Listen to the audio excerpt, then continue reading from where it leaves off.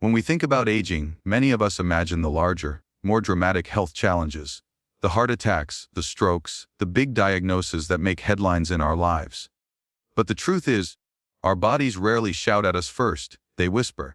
They give us small signs, gentle signals, quiet warnings that something inside is changing. And one of the most overlooked of these signs is something as simple as an itchy spot on the skin. Now, at first, that may sound insignificant, almost too small to matter. After all, everyone gets a little itch now and then. But after 60, when the body's natural resilience has already begun to slow down, an itch that lingers in one place, one that doesn't go away no matter what lotion you try, isn't just about irritation. It can be the body's way of saying, "Pay attention, I need your help." Think about that for a moment. The skin is the largest organ of the body. It's our outermost layer, our protective shield. And because of that, it often reveals what's happening beneath the surface, before we're even aware of it. Just like a crack in the wall of a house can warn you that something in the foundation needs attention, that one persistent itchy spot can be a message that the liver, the kidneys, or the blood itself may be struggling. Sometimes it's the earliest sign of deeper conditions, from diabetes to certain types of cancer. The tragedy is not that the body sends us these signals, but that too often we dismiss them as nothing. Why do we ignore it? Partly because we've been conditioned to see aging itself as a constant stream of discomforts. A sore knee, that's just age. A little forgetfulness, that comes with the years. And so, when the skin starts to speak, when it itches without reason, we shrug it off, saying, "Oh, it must be dry air," or "It's probably just allergies." But what we fail to realize is that our body is not trying to annoy us, it's trying to protect us. It's asking us to notice. There's a deeper lesson here, beyond medicine. Listening to the body requires humility. It requires us to admit that we don't have endless time, that every year after 60 is a precious gift, and that ignoring small signs can cost us more than we're willing to pay. The body does not betray us, it guides us. It tells us, gently but persistently, when something inside is misaligned. To honor that, we must become students of our own signals, observers of our own patterns, and advocates for our own survival. When you pause to consider it, isn't that the same truth in life itself? How often do we ignore the small signs in our relationships, in our work, in our inner peace, waiting for the crisis before we finally pay attention? Just as in health, the whispers come first, and if we don't listen, the shout will follow. The itch becomes a wound. The silence becomes a rupture.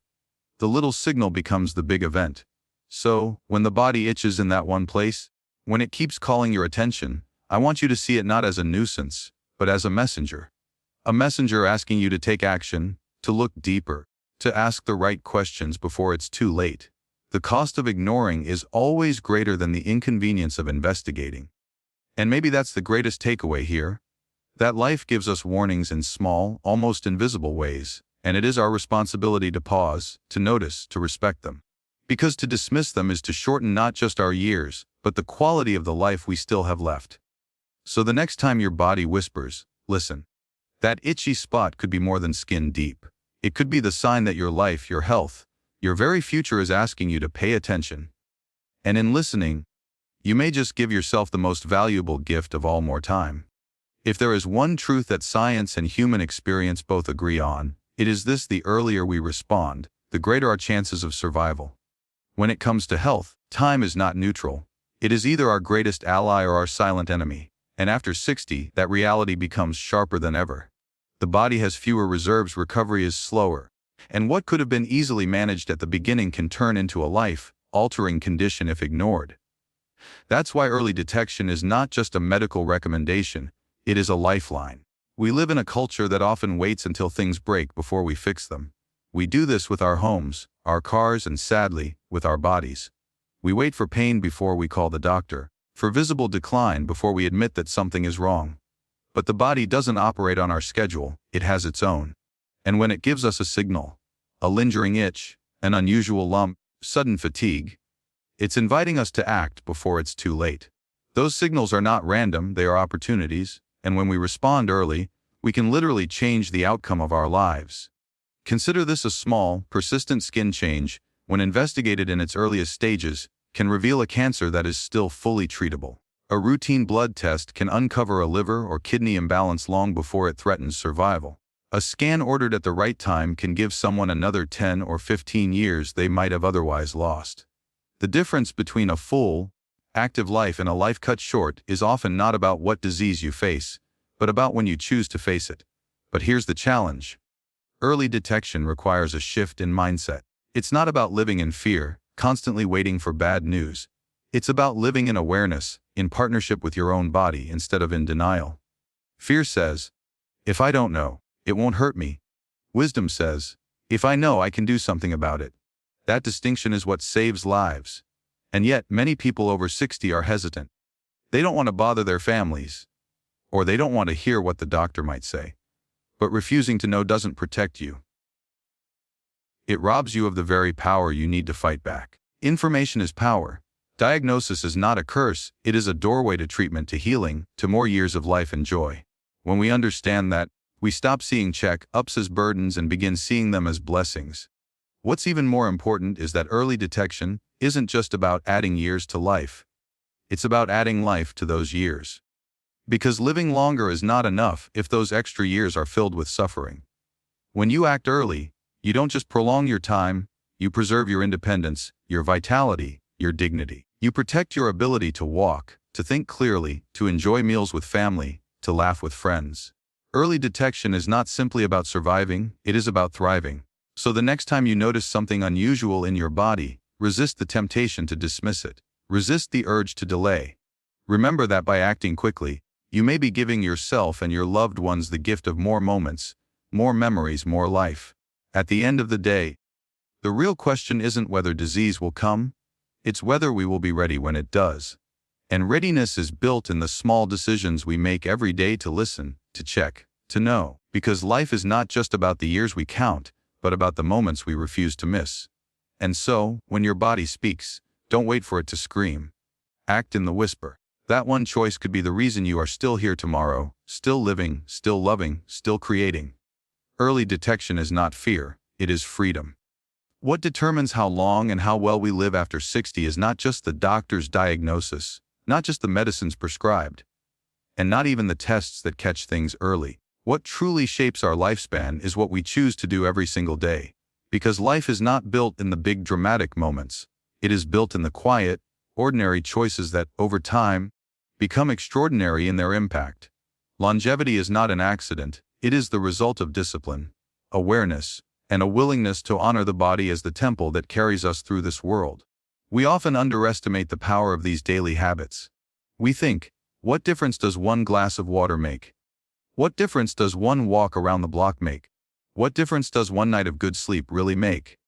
And yet, when you multiply those small choices across years, you see the truth. It is not one choice that makes or breaks you. It is the pattern you create. Just as the river shapes the stone, your habits shape your future. Now, after 60, many people believe the time for change has passed, that the damage is already done, that the routines are already set. But that is a myth. The human body, even in its later years, is capable of incredible renewal. Muscles can strengthen, the mind can sharpen, the heart can grow healthier, and the spirit can find peace. But only if we decide to nurture it. Longevity is not gifted, it is cultivated. This is where listening to the body becomes more than just responding to illness. It becomes a way of living. An itchy spot, a twinge in the knee, a restless night. These are not just inconveniences, they are invitations. Invitations to adjust, to take care, to ask, what does my body need from me today? Sometimes the answer is rest. Sometimes it is nourishment. Sometimes it is movement. And sometimes it is courage. The courage to let go of habits that no longer serve you, whether that's too much sugar, too much sitting, or too much stress. There is also a deeper, almost spiritual truth here. Daily choices are not just about survival. They are about respect. For yourself, for the gift of time, for the people who love you.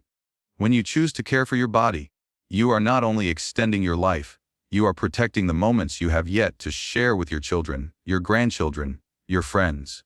You are saying, I value this life enough to give it my attention. That mindset, that reverence, is what keeps people alive not just in years but in spirit. And let us not forget the role of joy. Longevity is not only about what you subtract, less junk food, less stress. It is also about what you add. Add laughter, add curiosity, add connection, add movement that you actually enjoy. Whether it is dancing in your living room or gardening in the sun, the science is clear: joy heals. It strengthens the immune system, balances hormones, and even slows down the aging of our cells. A life without joy may be long in years, but short in meaning. A life with joy, even if modest, is abundant in every sense. So the path forward is not complicated, though it does require commitment. Drink the water, move your body, sleep with intention, laugh often. Pay attention to the signals. See your doctor, not out of fear, but out of respect for your life. These are not grand sacrifices. They are daily gifts you give to yourself. And if there is one truth to carry with you, it is this: your future is being written not in some distant tomorrow, but in the choices you make today. Every step, every bite, every thought, every breath is shaping the length and the quality of the life still waiting for you. So ask yourself, with honesty and courage, what kind of story do I want my days to tell? Because in the end, your lifespan is not just in the hands of fate. It is in your hands, right here, right now. And the way you choose to live today will decide how fully you are able to live tomorrow.